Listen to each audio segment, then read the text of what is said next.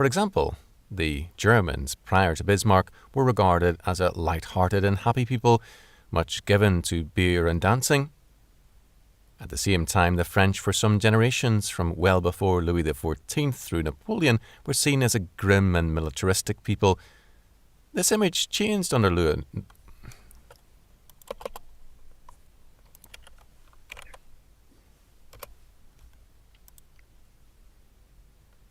This image changed under Louis Napoleon Bonaparte. Gay Paris and the romantic Frenchman now began. Let me just check something. Okie dokie.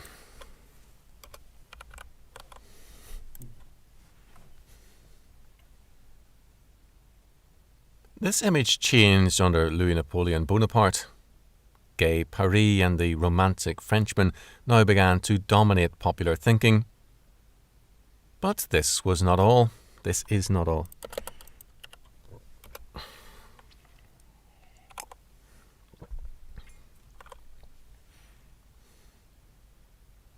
But this is not all.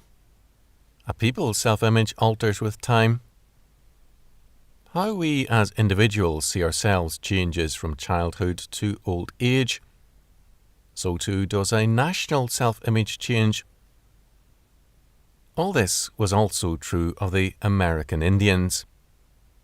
The different tribes had very different views about themselves and about one another. In the late 1940s, I met a Midwestern Indian who assumed that I was an Indian and confided how Nevada Indians were low class. Travelling by automobile through Nevada, he had seen drunken Indians on the streets and viewed them with contempt. Indian self-image has varied over the generations. Something totally lacking in the older Indians was becoming more extensive. Too many Indians have come to see themselves with self-pity as victims. In this, they manifest very clearly that they are moderns and Americans, because modern man and our very richly privileged Americans as well see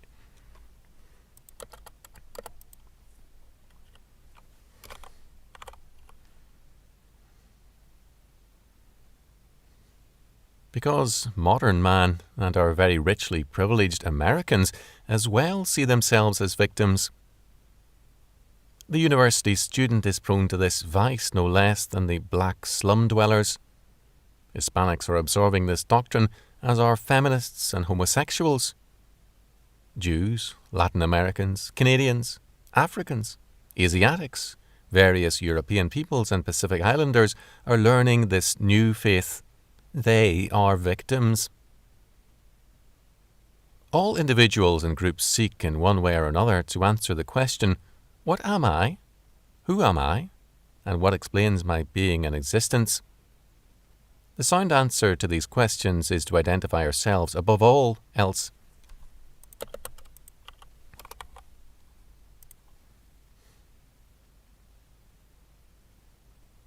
The sound answer to these questions is to identify ourselves, above all else, religiously. I am a child of God by His sovereign grace. I am a member of a family. Finally, I have a specific calling or vocation under God. Failure to answer this, first of all, in terms of God in Christ, means an inability to give ourselves a viable identification and place. The Indian tribes have, in many cases, not yet become Christians more than marginally. The result is a rootlessness which aggravates the fact that theirs is a broken culture. Attempts to revive it are pathetic and futile. This leaves the Indians seriously bereft. The same is increasingly true of white Americans. Their European origins are now increasingly remote and alien to them, and their rejection of Christianity and Christendom means a separation from their own past. All attempts then to re-establish roots are exotic and superficial.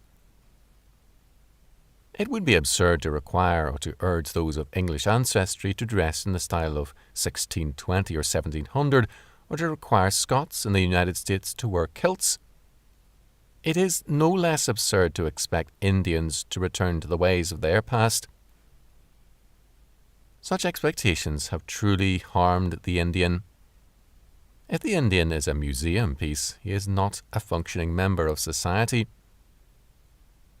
We can preserve a virgin redwood forest here and there to give people today and in years to come a view of the American past. We do not have the right to do this to the Indian tribes or to treat them as though their only place in our world is as a bit of tourism colour. We do Indians no good to pretty their history à la Rousseau. It is an injustice. It is also an injustice to view them en masse rather than individually in terms of their ability and performances. We do this because we have an established image of what an Indian is. The Indian sees white men with a similar lens. A very likeable and intelligent Indian, John Paradise, not a Christian, spent some time in my home trying to understand the Taibo, the white man. He subscribed to a news magazine and a daily newspaper, and he enjoyed reading. Do it right.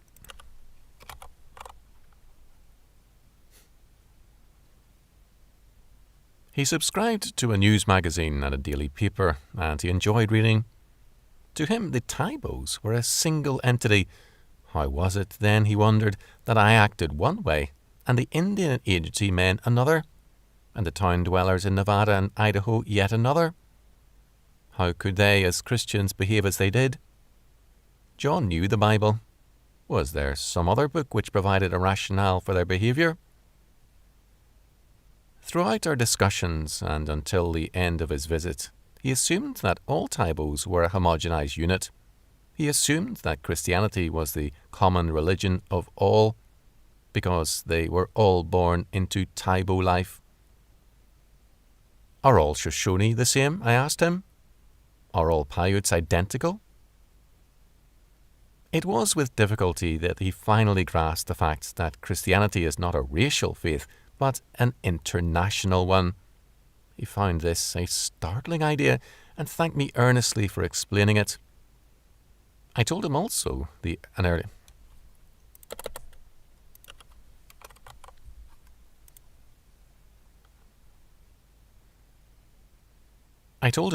that an early name for Christians was the Third Race.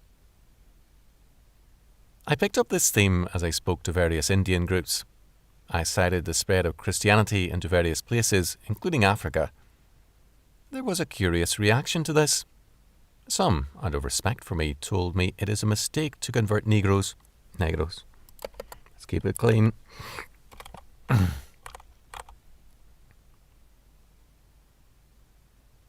Some, out of respect for me, told me it is a mistake to convert Negros. To do so would discredit Christianity to Indians because Negros were, in their eyes, unworthy of inclusion. This gave me an opportunity to stress the meaning of God's grace to all peoples. I cited the savagery, human sacrifice and other evils which had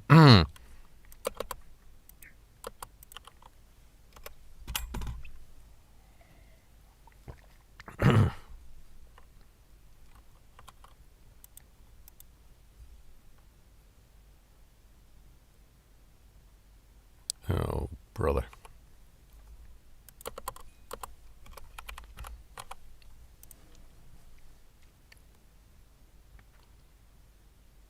I cited the savagery, human sacrifice and other evils which had once marked northern European peoples, and I went on to show the advances with Christianity.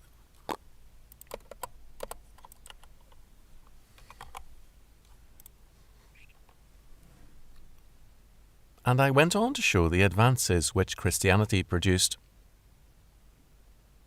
The older generation had received some Christian instruction at school. As a result, they had a sense of history their grandchildren lacked. To a surprising degree, they had absorbed Old Testament history into their own way of thinking, and they regarded Genesis 1 to 11 as university history with echoes.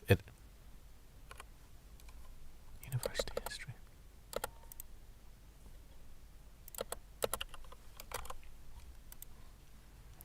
Genesis 1 to 11 as university history with echoes of it. Universal history? As universal history with echoes of it in their legends. I did not know any of the older Indians who did not believe in the Genesis account in some fashion. These older people usually had a robust sense of humour. They laughed readily and relished a good story.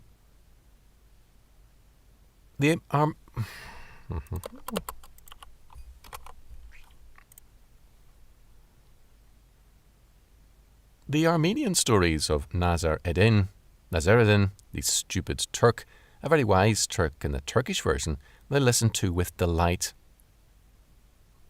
I do not mean that all their talk of humour was innocent. Much was simply lewd. But self-pity was lacking, and the notion of being victims was absent from virtually all. I am told that, in recent years, Aughie has had a very high suicide rate. Self-pity is closely associated with suicide. White American youth also has had a very high suicide rate, and for the same reason. If we see ourselves as victims, self-pity will overwhelm us. Alrighty.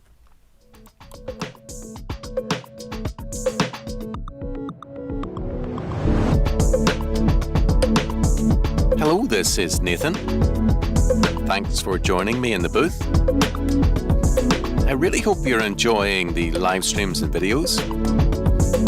To find out more about this narration project, or to make a donation, go to nathanteacher.com. Thanks.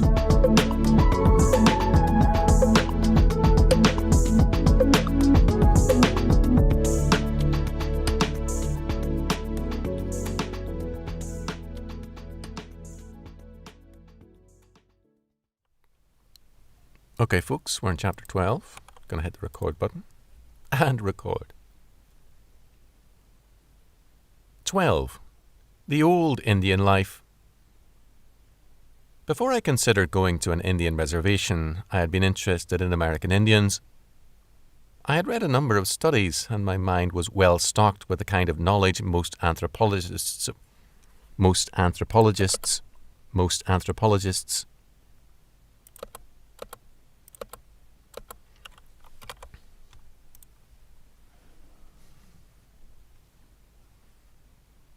I had read a number of studies, and my mind was well stocked with the kind of knowledge most anthropologists supply. Moreover, in my student years, the great name at the University of California at Berkeley was Alfred Louis Kroeber, some of whose work, I believe among the Crow tribe, went back to the turn of the century. I thus assumed that I had some knowledge of the Shoshones and Paiutes because my readings had included some studies of their life and culture. I found very quickly that anthropologists in general were held in disrespect by the Indians, including some of those who worked with them. A notable exception was Dr. Sven. Gonna have to look this up. Pause.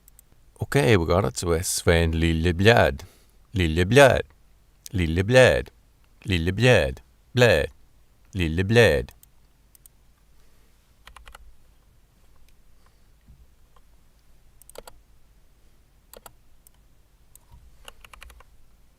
Okay, let's do this. A notable exception was Dr. Sven Lilleblad, a Swedish anthropologist who was for a time associated with the University of Idaho. Years later, I learned that a good friend and supporter of Chalcedon, Ezra Hawkes, had as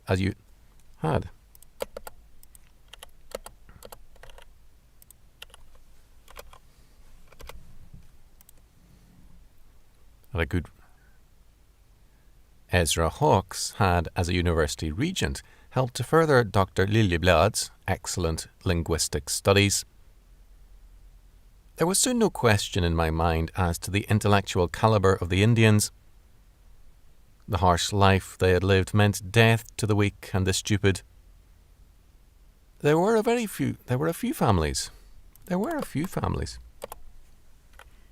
few families of limited intelligence. There were a few families.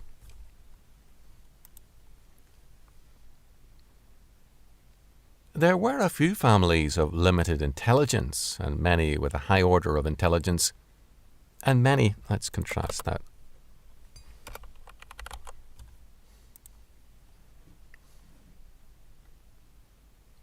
There were a few families of limited intelligence, and many with a high order of intelligence.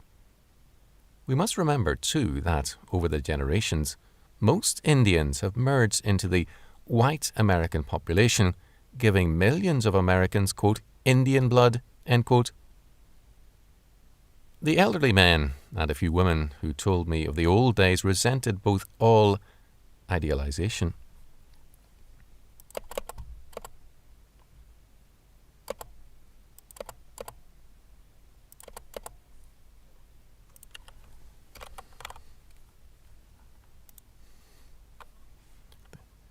Resented both all idealization of Indian life as it had been and all denigration of Indians.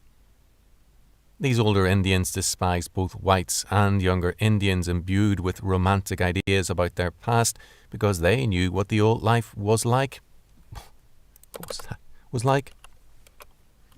Let's try this instead.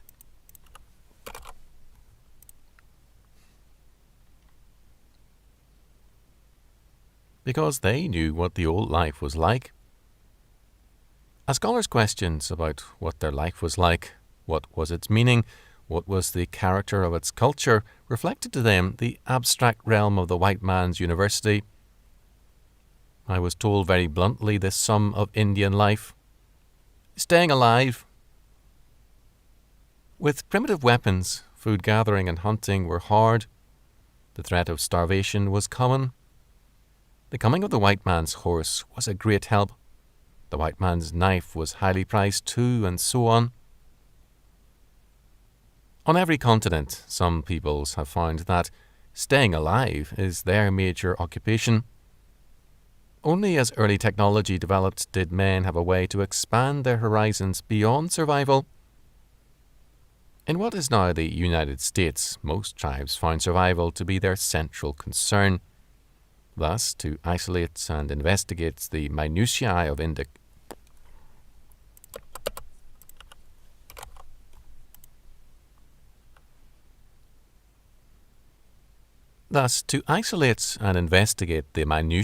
Indian cultures, such as their myths or artifacts, without giving attention to their urgent struggle to survive, will give us a warped knowledge and a distorted history.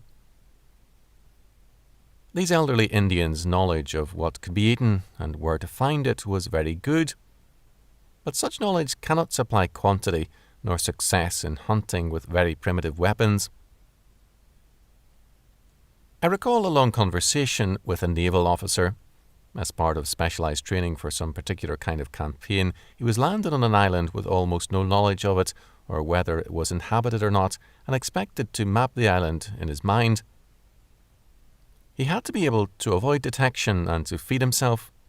He had no more than perhaps a pocket knife. It was survival training, but was also intelligence training. He had been taught what kinds of foods or meats would require more energy to catch than they would supply. He had to keep track of the days he was there, a month I think, and then be picked up without detection. The island was a small one in the Caribbean, not the South Pacific as he expected. His total, quote, culture, end quote, while on the island had one focus, staying alive, and he found himself eating things he would ordinarily have regarded as repulsive. This man had the advantage of a rigorous training course in survival. He had the background of centuries of Western culture and technology in his mind. Although he began without a comparable experience in his past, he had a family and academic and military training which gave him centuries of knowledge to draw upon. As I spoke with him, we saw the parallel to Indian life and also saw that he had enjoyed an advantage. Indian life had been about staying alive. No one who creates a myth about the Indian past can understand or do justice to the Indian. The Britons encountered by Roman soldiers were on the tribal level comparable to the American Indians. They had not advanced. Unlike the Indians, this was not because they were placed on reservations, their past romanticized and their children schooled in self-pity. They faced invasions one after the other, mass murders and rapes unlike anything that occurred in the Americas. After hard centuries, out of this turmoil emerged England and then Great Britain, creating what now has probably been the world's greatest civilization. The Romantics want the Indians to retire from history and return to a mythical past. The American Indians are a people with great potential, but the Romanticists are trying to turn them into a museum piece. There is a remarkable observation in Proverbs 12:10. The tender mercies of the wicked are cruel. End quote. I believe with all my heart that it is. I believe with all my heart. I believe with all my heart. I believe with all my heart that it is cruelty to the Indians to hold that the mainstream of American life is not the place for them. To say that the Indian needs to be Indianized means that he should be cut off from our civilization. Shortly after World War II, on a trip east, I was discussing changes on a reservation. The old Indian wagons were giving way to automobiles, electricity and radios were coming in. My comments were met with expressions of romantic regret. The Indians should stay with their horses and wagons. But the horse and wagon came from the white Americans, I said. They were borrowed and adopted technology. Why make the Indians stop there? Such objections make no sense to Romantics. They see the world as a museum in which certain people, places, animals and natural phenomena are to be frozen into a permanently sterile and unchanging state, with themselves possibly as the curators. Woodrow Wilson regretted the invention of the cheap automobile, the Ford Model T. It would, he thought, put the worker on a level with his quote-unquote superiors, intellectuals like Wilson. A similar attitude is applied to the American Indian. It is a romantic elitism, and it is evil. The sad fact is that too many Indians have bought the myth. In my years among the Paiutes and Shoshones, many old men told me interesting stories of hardships and survivals. They were sad that their sons and grandsons had no interest in their experiences. They were more interested in comic books or, if concerned with Indian affairs, ready to listen to travelling agitators who told tales of an Indian Eden.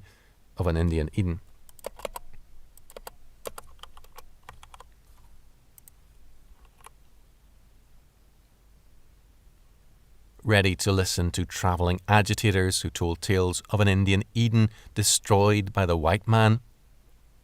No Indian Eden existed. The white man did at times treat Indians harshly and dishonestly, but not always so. Certainly the Indian tribes were anything but chivalrous knights in their treatment of one another. It is time for some honesty. How'd you like me now? Kapow. Kapow, kapow. Okay, that was chapter 12. I'll see you in chapter 13. Okay, here we are in chapter 12. Gonna hit the record button. Record. That's it. 13, I said. 13. 13. Envy. I take no pleasure in citing the following fact. It comes from the work of a man born in 1845 and familiar with the early days of American California. Quote, the Digger Indians in the Sacramento Valley were a very filthy lot. They would eat anything, even spoiled meat. The way they caught grasshoppers and ate them would turn the stomach of anyone. When the grasshoppers were plentiful, they would dig a hole about 6 feet deep, and then they would all get a brush and form a large circle and drive the hoppers towards the hole, and when they were all in, one of the Indians would jump in with his bare feet and go stomping, and would be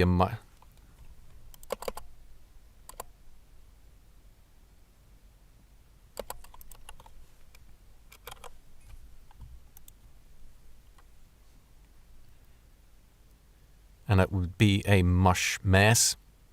The Indians would then eat them raw, and they would sack them up and take them to camp for winter use, mixing them with acorn flour, which was made by pounding acorns into a stone.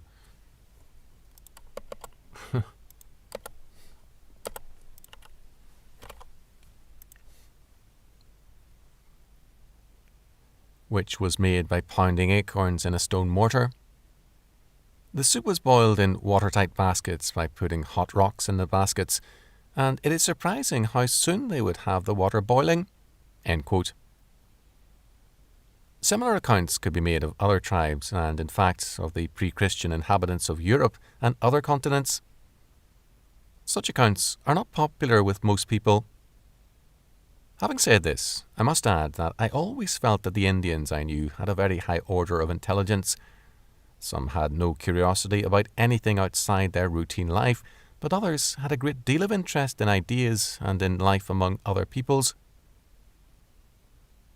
Since I went to the Indian reservation with 3 to 4 years missionary experience as a youth worker in San Francisco's Chinatown, there were many Indians who were interested in things relating to the Chinese. When the Transcontinental Railroad was built, some Chinese, quote, coolies, end quote, fled the work gangs and joined the Indians. The Indians told me this.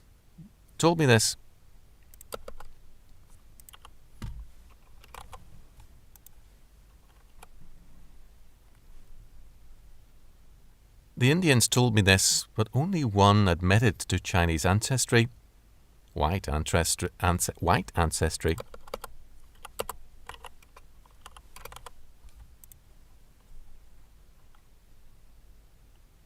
White ancestry was readily acknowledged.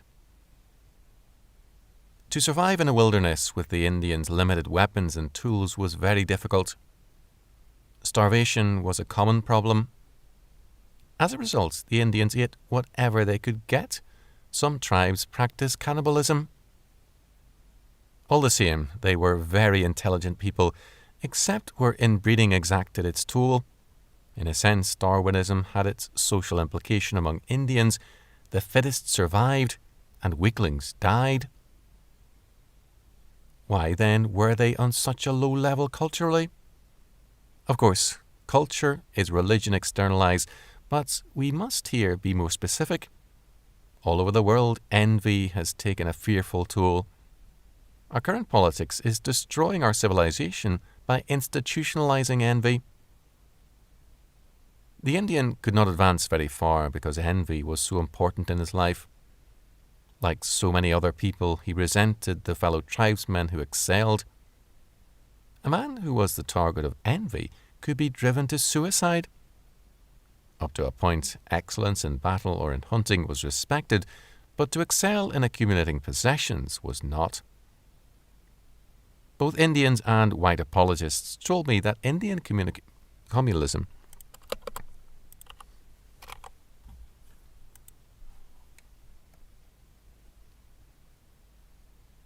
Both Indians and white apologists told me that Indian communalism made them indifferent to the idea of property ownership. If an Indian made this claim, another Indian said it was because he was a thief. There was indeed disrespect for private property because of envy and resentment of the superior.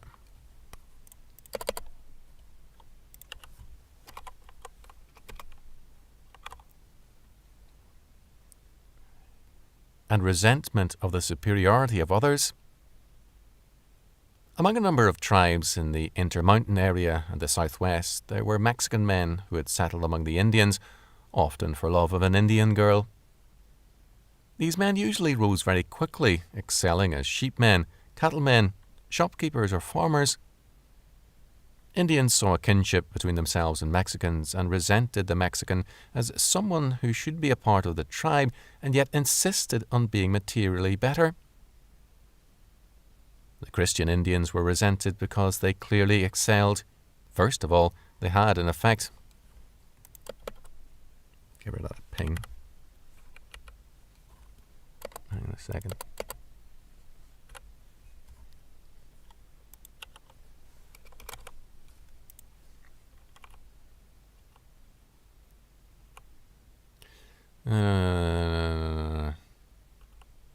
Okay, try again.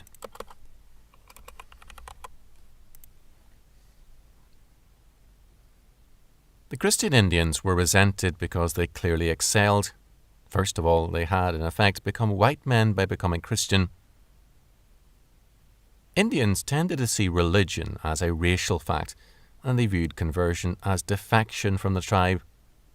Second, the life of the Christian Indian changed dramatically in every sphere, in morality, economics, and more. It is a common belief that race determines character, so that men are judged as whites, blacks, Indians, or Asians. The early church, made up of Jews, Greeks, Romans, and others, called itself the third race. As against the old divisions, that is, Jew and Gentile, Greek and barbarian, Roman and non-Roman, Christians saw themselves as the third race inclusive of all converts. They saw themselves as a race because they were Christ's new humanity, replacing the old humanity born of Adam. There is no mistaking the difference Christ has made among Indians. The Christian Indians left one way of life for another. Third, however, much the Indian convert loved.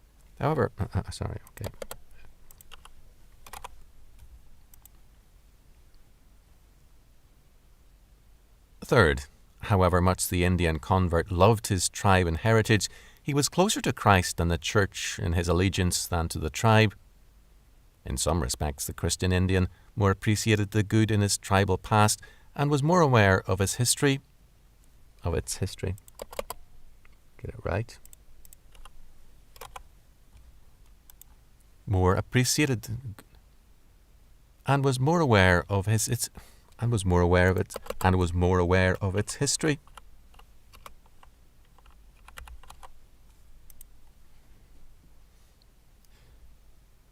And was more aware of its history. The non-Christians were past-oriented, whereas conversion plus a knowledge of the Bible gave the Christian Indian a richer past orientation.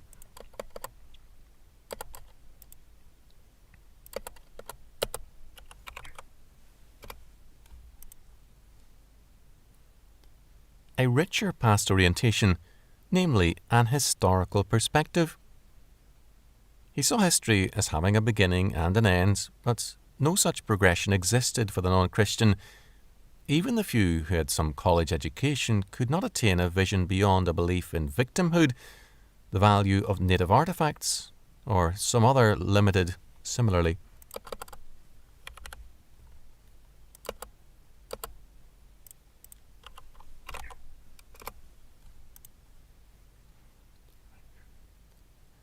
Or some other similarly limited view. Fourth, the perspective of the Christian Indian has encouraged, since the colonial era, a steady number of Indians to leave their tribes, now self-consciously alien to them, and to merge with the white population. Most Americans with a long history on the continent have some Indian blood, a process that is continuing. Most American Indians have voluntarily disappeared into the white population. Those left on a reservation reject the competitive life off the reservation, although some remain out of love for their place and people. Fifth, racial commingling has accentuated the evil of envy. And, quote, Indian, end quote, whose Indian blood is very limited, demands all kinds of reparations for the ostensible wrongs done to his ancestors by the white man. Since a large number of today's Americans are, like me, of immigrant stock, my parents arriving in late 1915 and had no part in any of the real or imagined evils done to the Indians generations ago. I recall Indian stories of tribal warfare and the extermination of great numbers of an enemy tribe.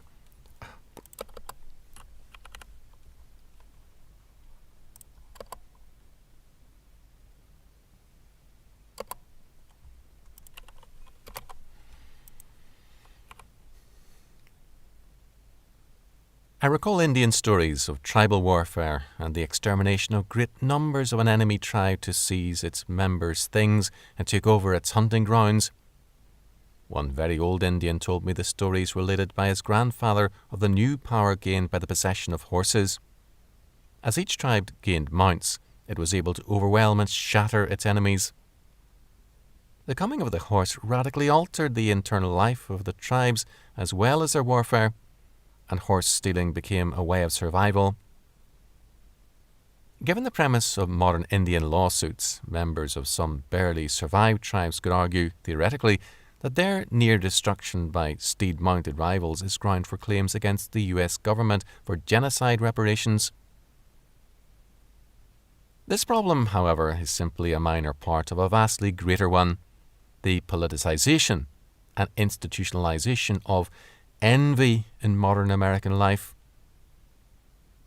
Without a moral and religious change inspired by Christianity, there is nothing to prevent white America from descending to a level lower than that of the Digger Indians and their pit of grasshoppers. How true. Vegan food. Pathetic. Trendy, pathetic. Ghastly. Alright folks, thanks for tuning in. Hope to see you in chapter 14.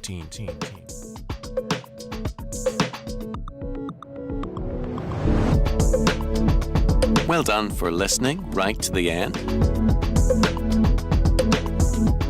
If you would like to know more about this important Christian audiobook project, please go to nathanteacher.com. Thanks.